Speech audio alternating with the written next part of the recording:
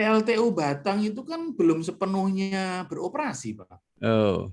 Saya dengar Bimasena itu akan beroperasi full di 2023. Ya.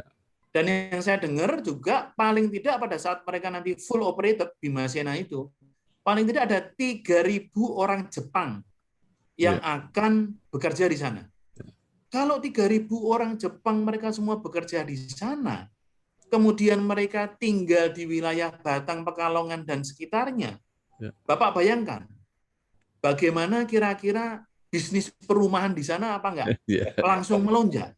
Sekolahan bagaimana? Rumah makan bagaimana? Supermarket bagaimana? Pasti akan melonjak besar, Pak.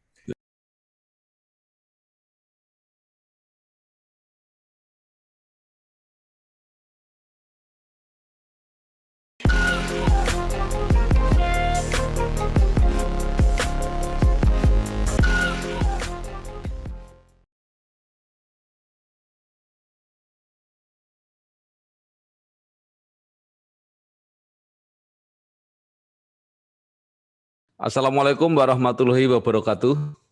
Bersama saya Bambang Sadono di channel Inspirasi Jawa Tengah.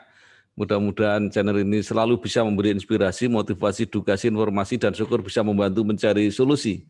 Kami sedang mempersiapkan beberapa video untuk ikut mengayu bagio hari jadi Kota Semarang yang ke-474 dengan fokus diskusi mengenai potensi ekonomi Kota Semarang. Saya sudah bertemu dengan orang yang saya kira sangat tepat untuk berbicara mengenai potensi ekonomi Kota Semarang, yaitu Bapak Kukrit Suryo Wicaksono, Ketua Kadin Jawa Tengah, CEO Suara Merdeka Network.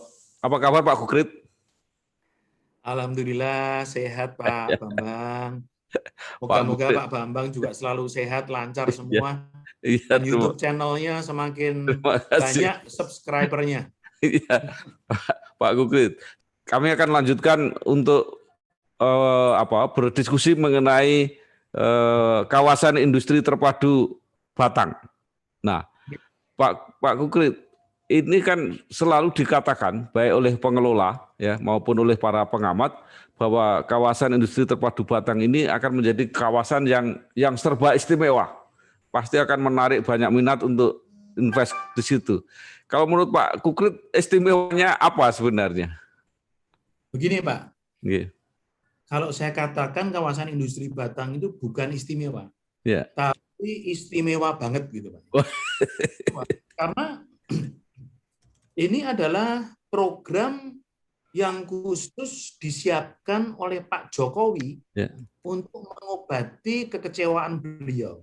Karena beberapa waktu lalu kita lihat sekitar 2 tahun yang lalu, banyak investor-investor yang hengkang dari China, mereka itu rata-rata pindahnya justru ke Vietnam, ke Thailand, ke Malaysia, dan hanya sebagian kecil banget mereka yang masuk ke Indonesia. Karena apa? Mereka katakan bahwa infrastruktur kawasan industri yang ada di Indonesia itu belum memenuhi standar internasional.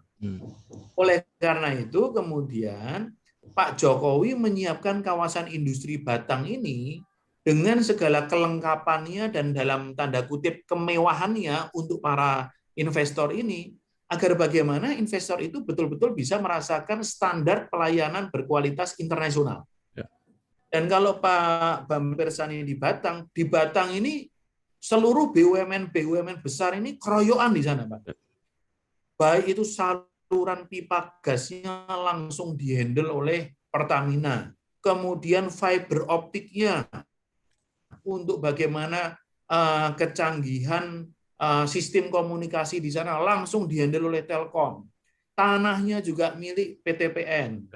Dan industri BUMN yang karya-karya itu semua ngebut membuat infrastruktur di sana agar paling tidak targetnya di pertengahan tahun ini fase pertama sudah bisa beroperasi. Jadi saya rasa ini sangat spesial sekali Pak Bambang. Pak Kukrit, saya sudah wawancara dengan Dirut KITB, kawasan industri terpadu Batang. Beliau ya mengatakan perintahnya itu buat kawasan yang harganya lebih murah dari Vietnam yang paling murah. Bagaimana menurut komentar Pak Gugrit? Kalau lebih murah itu biasa, Pak. Ya. Tapi lihat ini lebih murah tapi dengan fasilitas yang istimewa. Nah, jadi kalau kita beli barang murah dan layanan yang seadanya itu biasa, Pak. Ya. Dengan layanan spesial itu biasa. Tapi kalau kita beli barang murah dengan layanan yang spesial itu luar biasa. Ya. Dan ini yang saya lihat di kawasan industri Batang ya, Pak. Jadi kalau saya melihat pertama ini karena dimasukkan ke PSN, jadi program atau proyek strategis nasional. Jadi apa-apa memang diistimewakan. Kedua, tanahnya itu milik BUMN. Jadi lahan tidak usah cari, nggak usah repot, dan tidak perlu investasi untuk tanah, itu bagi investor. Nah, cuma pertanyaan saya begini, ini kan tadi sudah dikatakan Pak Gugrit ya, berapa persen, mungkin lebih dari separuh ini investor asing. Nah, pertanyaan saya, kalau memang itu istimewa, kenapa investor dalam negeri tidak banyak yang juga ngeroyok ke situ? Sebenarnya investor dalam negerinya juga ada loh Pak, beberapa. Ya, okay. Tapi memang kalau saya lihat katanya loh Pak, saya sendiri nggak tahu. Ya. Katanya Pak Bahlil, Kepala BKPM itu 70% bisa dibilang adalah investor asing yang ada di sana. Ya. Tapi terkait dengan investor dalam negeri, siapa saja dan gimana, saya kurang begitu paham Pak. Ya. Saya kurang begitu paham. Saya hanya melihatnya, kalau kawasan industri Batang itu secara makro aja Pak, secara makro. Ya. Tapi bagaimana kawasan industri Batang bisa mendatangkan manfaat secara ekonomi untuk Jawa Tengah. Nah, saya lebih fokus ke sana. Lebih fokus ke sana. Dan bagaimana tadi kawasan industri Batang bisa menopang industri pariwisata yang ada di Jawa Tengah. Karena banyak orang asing yang akan hilir mudik, paling tidak di Semarang, Batang, Semarang, Pekalongan ini, Pak. Pak Gugrit, ini pertanyaan saya tadi begini. Jadi kalau itu begitu istimewanya, bahkan bukan hanya istimewa, Pak Gugrit mengatakan istimewa banget. Itu apa tidak juga menimbulkan rasa yang iri atau rasa bagi kawasan-kawasan yang lain? Gimana? Masing-masing kan punya prioritas di lokasinya sendiri-sendiri, Pak ya. Ya. Saya lihat kalau kawasan-kawasan yang lain itu kan juga masing-masing punya advantage point sendiri-sendiri, Pak. Ya. Kita juga lihat kan mungkin di kawasan industri Batang itu berdekatan dengan kawasan KEK Kendal ya. Ya. Kemudian juga yang saya dengar langsung dari Kepala BKPM kedua, paling tidak mungkin pertengahan tahun depan juga sudah disiapkan kawasan industri Brebes, Pak. Ya. Jadi kawasan industri Batang sudah disiapkan kawasan industri Brebes. Kalau ditanya apakah kawasan industri yang lain tidak cemburu gitu, nah saya kurang begitu paham, Pak. Yang penting apa? Yang penting saya punya mimpi, Pak, punya gambaran bahwa nantinya Jawa Tengah ini akan menjadi pusat komersial industri di Asia Tenggara. Loh, apa nggak keren, Pak Bambang? Dan saya yakin kalau seandainya Jawa Tengah ini menjadi pusat komersial industri di Asia Tenggara, ini bisnis-bisnis yang lain, ini pasti akan ikut terangkat, Pak. Coba bayangkan seberapa banyak bos-bos besar yang nanti akan berinvestasi di Jawa Tengah.